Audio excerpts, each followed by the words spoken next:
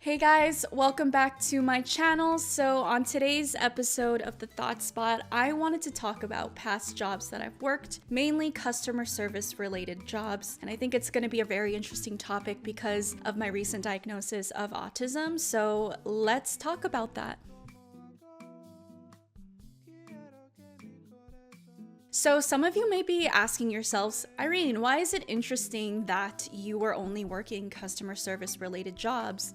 And my answers to you guys is because a lot of people have this conception that autism means that you are this awkward person that doesn't know how to socialize, maintain relationships, whatever. And for many people that could be true, but for many other autistic individuals, whether you're diagnosed or not diagnosed, you could seem like you are a very sociable person on the surface. You may seem like you could maintain relationships, conversations really well. A lot of that could be because you genuinely like to connect to others. Part of that could also be because you've mastered masking and camouflaging socially. Whatever it means to you, I feel like we can begin to rewrite and re-evaluate our understanding of what autism means in general, because autism is a spectrum, right? Autism will look different, sound different, smell different, depending on who you're interacting with. And one quote that I really loved seeing when I was doing a lot of research with looking for autistic creators on the internet is, if you know one person with autism, you know one person with autism. And it's so ironic that an autistic woman is giving the advice to other people to not pinhole everyone under one idea of what you think that person is. Therefore, everyone else has to embody those exact traits. But what I'm trying to say is autistic people are also very, very unique. Just like how a neurotypical person is not going to be like another neurotypical person that you know. Someone that doesn't have ADHD, autism, or any sort of neurodivergencies isn't going to be the same as another person who also doesn't have neurodivergency. If I explain it that way, it might seem like such a simple concept to grasp, but given how society learns about what autism means, we learn to have these very strong stereotypes of what autism means. And hopefully, as the years go by, we could begin to tear down those misconceptions and those stereotypes and begin to see, like, there's so many people out in the world and so many people that have yet to be diagnosed and come out with their autism that may not seem autistic whatsoever, and very much so may well be. I'm pretty sure there's a plethora of celebrities and actors who are autistic, and we just don't know it because the extent of how we could learn to camouflage in this neurotypical world could be very, very intense and detailed, and we may know how to act them out to a point where no one will be able to see it. I'm sure everyone in my life would have never suspected me to be autistic. I'm sure a lot of people who watch my videos would never think that I would be autistic, but here I am, diagnosed at the age of 25 with level 1 autism. So with that being said, I want to get into some of my past jobs.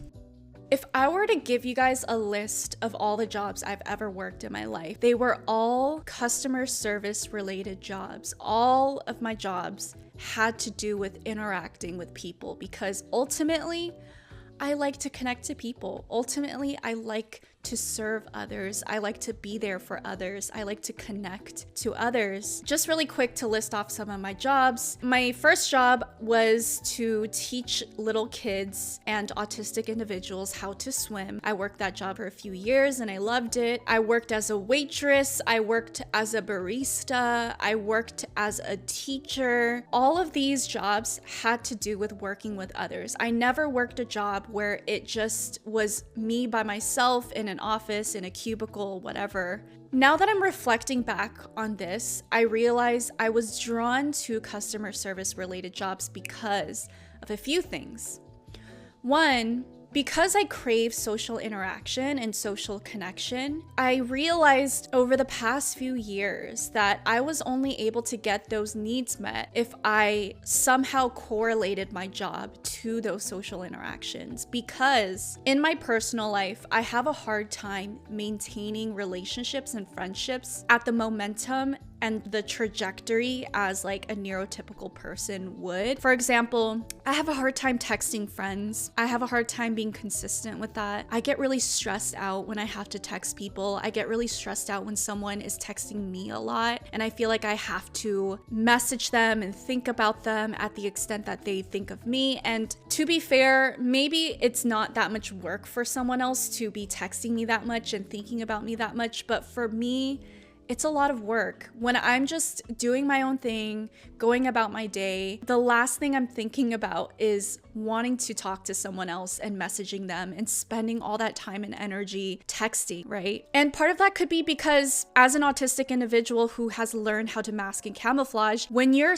taking a step away from society, jobs, school, whatever, you're just doing your own thing on your personal time. A lot of that time needs to be spent genuinely decompressing and stimming and just unmasking and replenishing those batteries that are completely drained every time you step out the door. But because it's hard for me to maintain friendships and relationships, it doesn't mean that I still don't have those social needs that need to be met. It's just a lot harder for me to get those needs met because it takes up an equal amount of energy, if not more energy, to try to get those needs met. So it's almost like counterintuitive. If you think about everything as a battery, because everything is an exchange of energy, right?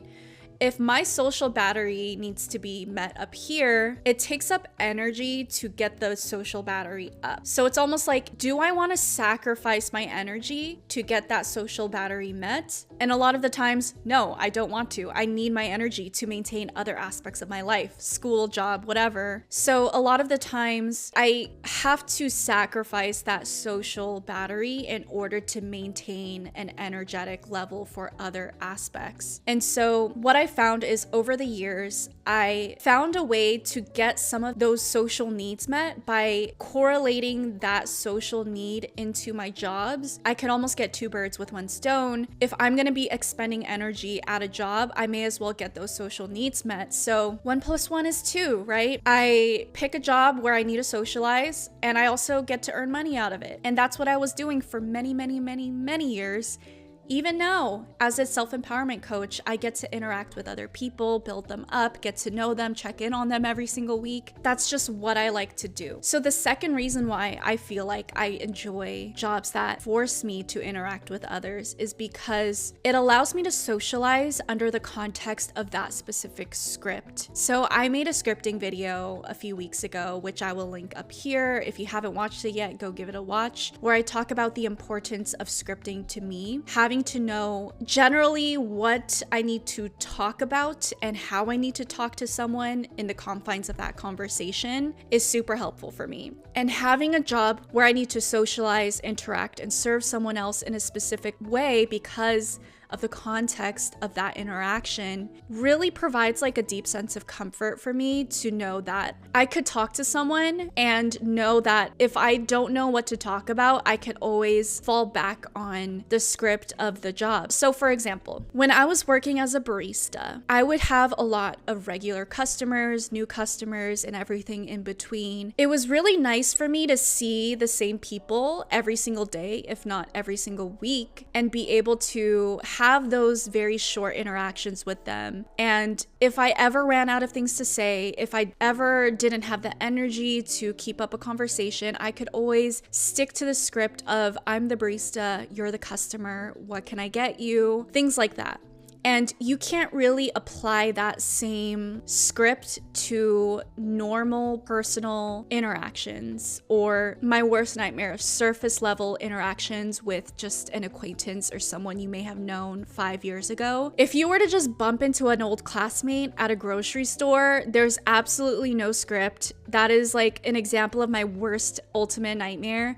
I have no idea where the conversation is gonna go. I have no idea how to start it. I have no idea how to end it. I have no idea how deep to go into the conversation. If they ask me about my day, I could literally say, oh, my hamster just died, you know? I'm actually really depressed. I'm very anxious. And so it's because of those like social nuances that makes me very, very anxious, where I would prefer to have social interactions underneath the umbrella of a script. And jobs are perfect for that. Same with waitressing, same with swim lessons. I can interact with people. I could exchange energies with someone and not have to ever worry too much about whether or not I'm really performing within that conversation well enough. Because if anything, I could just be a very good barista. Even if I don't build like a genuine deep connection with a customer, I could still deliver them the product that they're looking for and get through that interaction relatively painlessly. And another thing I like about it is once you clock out and go home, you don't have to maintain those relationships. You don't have to think about that person. You don't have to check up on them. It's just kind of nice to know that you could clock in, socially interact, clock out, go home, take the mask off. And to some people, that might not seem fulfilling at all. But for me, for many years, it was something that helped me and helped maintain my needs to an extent. Of course, certain jobs required more masking. Certain jobs really pushed those buttons of my autism and my ADHD, which exhausted me a lot. And those jobs were just a lot more depleting than satisfying. And I could never last too long in those jobs. I could always tell when those jobs are just not for me because I will feel absolutely exhausted to a point where any free time I had was just spent sleeping, because I felt like no matter how much I slept or tried to catch up on sleep, my energy reserves were always running on empty, and that was always really hard. And that kind of leads into the next topic I wanted to talk about, which is what were jobs that I found harder to perform in as a woman with autism. And for me personally, that was at my teaching job, ironically, when I was working in ABA therapy. So the last time I worked in ABA therapy, I was in a classroom with another teacher and we taught various amounts of kids with autism. When I was working this job, I was completely exhausted 24/7. I felt like all my free time was just spent sleeping. I felt very chronically fatigued, and I found myself dreading to go into work every single day because I knew how tiring it was. Literally, the days started to turn into those types of days where you show up to work and 1 hour into work, you're already ready to go to sleep. And you're just looking at the clock, completely discouraged because you know how exhausted you are. And you ask yourself, how can I get myself through the rest of this day? How can I wake up tomorrow and do this all again? And I'm sure a lot of you have been in the same positions, because part of having autism and perhaps ADHD as well is it's just really hard to maintain things in a neurotypical world, especially when they don't give you the accommodations that you need as a neurodivergent person. And a part of the reason why I was exhausted all the time, let's get into this, was not necessarily because of the job itself and the requirements, but the amount of masking it took on my end to interact with the other teacher that I would see every single day and the other teachers and staff members in that specific school. I've never been the type of person that liked school. I honestly do not like the American school system. I do not like or agree with a lot of American systems in general. I feel like, specifically talking about our school system, it is not built for neurodivergent people. It's just not. Anyways, before I get on a tangent, I did not get along with the teacher I worked with. One, she indirectly required me to mask very intensely. And when I wasn't able to mask at the extent she wanted me to, which ended up happening, a lot of contention ended up forming. So for example, Every morning when I showed up to work, I always show up a few minutes early because I am always on time, if not early. I would go into the classroom, and in my mind, I was like, this job exhausts me. So when I show up to work, I'm just going to take a few minutes before the day starts, and I'm going to go on my phone, or I'm going to meditate a little bit, just, get a moment to myself to be quiet and not have to think and not have to put on that mask just yet, and just be there and be me. And once that school bell rang and it was time to interact with people, interact with the kids, I put that mask on and I was ready for the day. That was my way of making those accommodations. But it wasn't good enough for this teacher, because a year into the school year, after we started having all these issues, or it was her having issues with me, I finally confronted her about it and I said, hey, do you have issues with me, basically? She told me every single morning I come into the classroom, I don't talk to her, which makes her feel like I hate her, which makes her feel insecure and makes her feel uncomfortable. And she feels like I have a scary face because when I'm not putting effort into my facial expressions, I could look very intimidating, which puts her off. When I'm not putting effort into my facial expressions or tone of voice, this is what I look like. So to me, inside, I could be very calm, I could be good, but to someone else, I look very scary and intimidating. I always get from other people, even outside of this job. All the time, people say I'm scary, people say they think I'm a bitch, people always say you're so intimidating.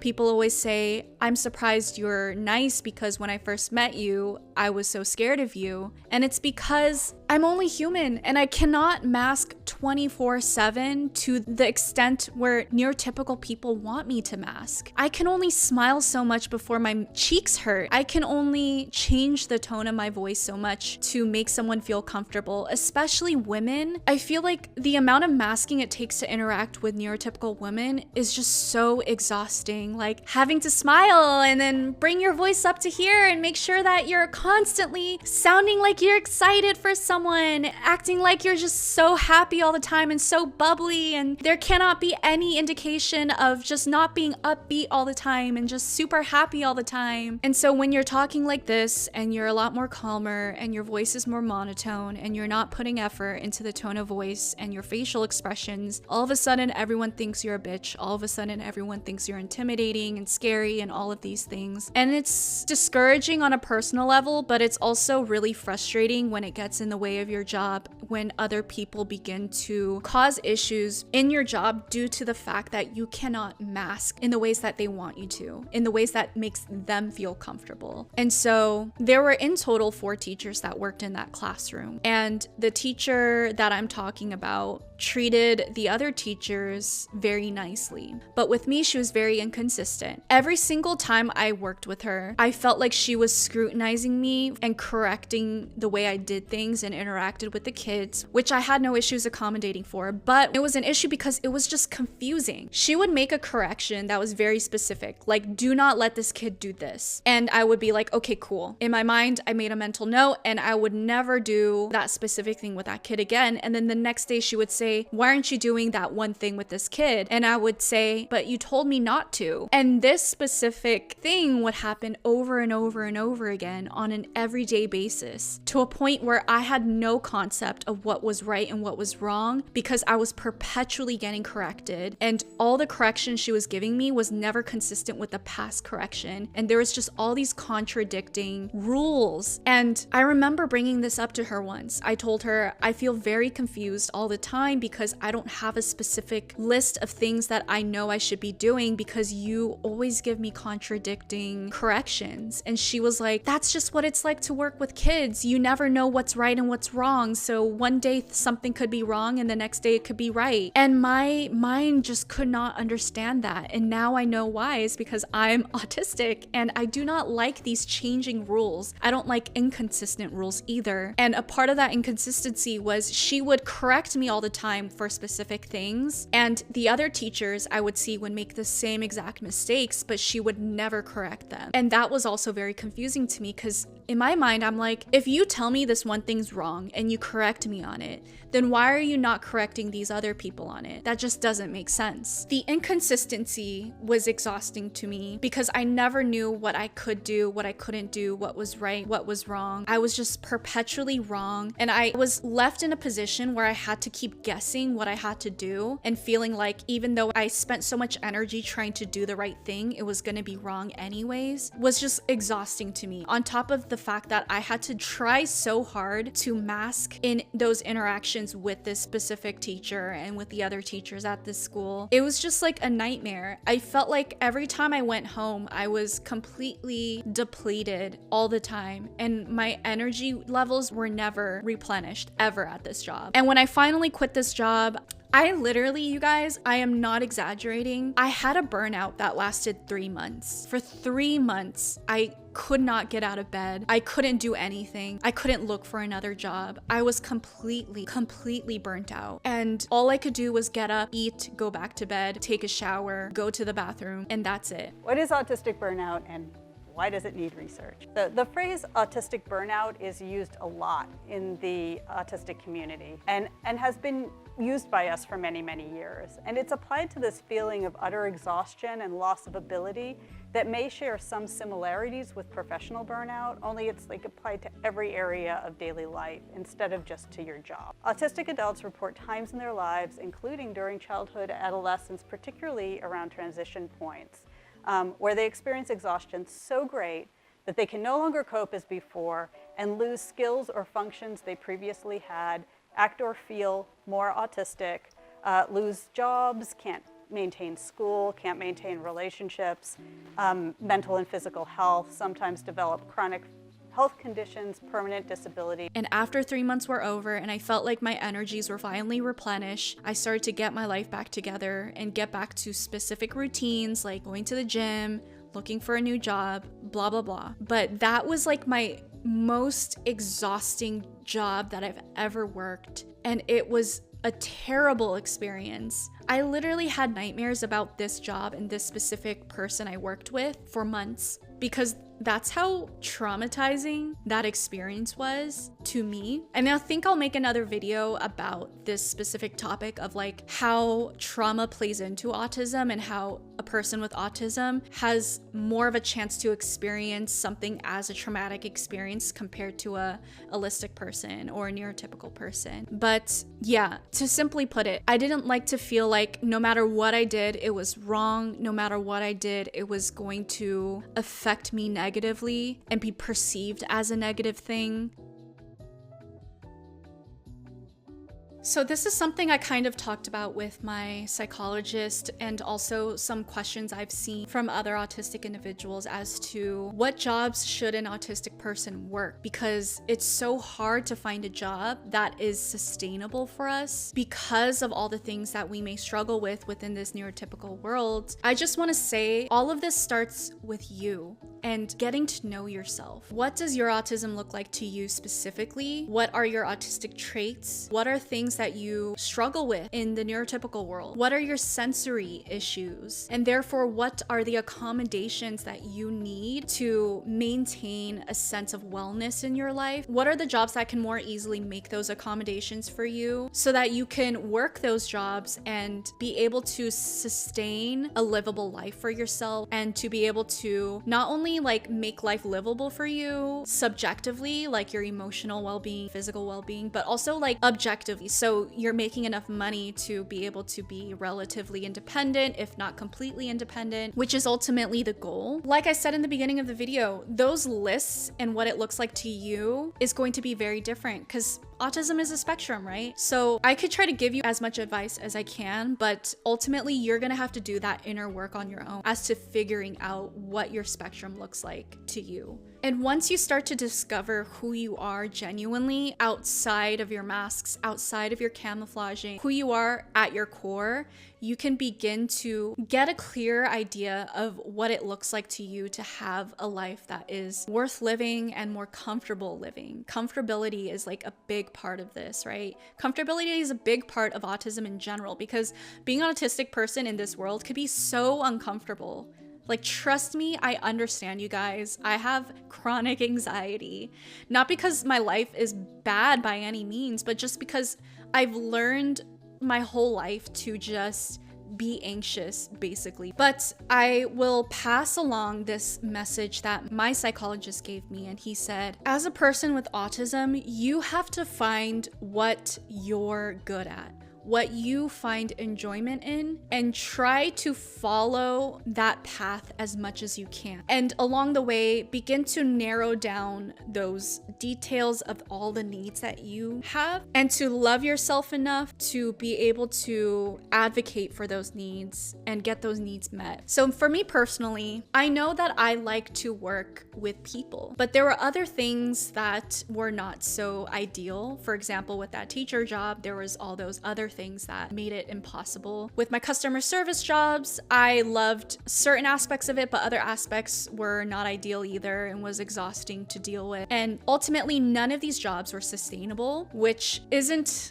good when you're an adult, and sustainability is a big part of adulthood. So for me personally, when I finally found my way into building my own business as a self-empowerment coach, I very quickly realized that this is exactly what I needed in my life to build a sustainable career for myself, because I'm literally doing everything I loved from my previous jobs, but without those very intense experiences that would deplete my energy reserves. Ultimately, all of this to say is there's no way to know unless you get to know yourself, one, but also go out there and give things a try. And I know that could be very discouraging a lot of the times, because with trial and error, when you come across an error, it could feel very discouraging. You could feel hopeless. You could feel broken. You could feel like nothing ever works out.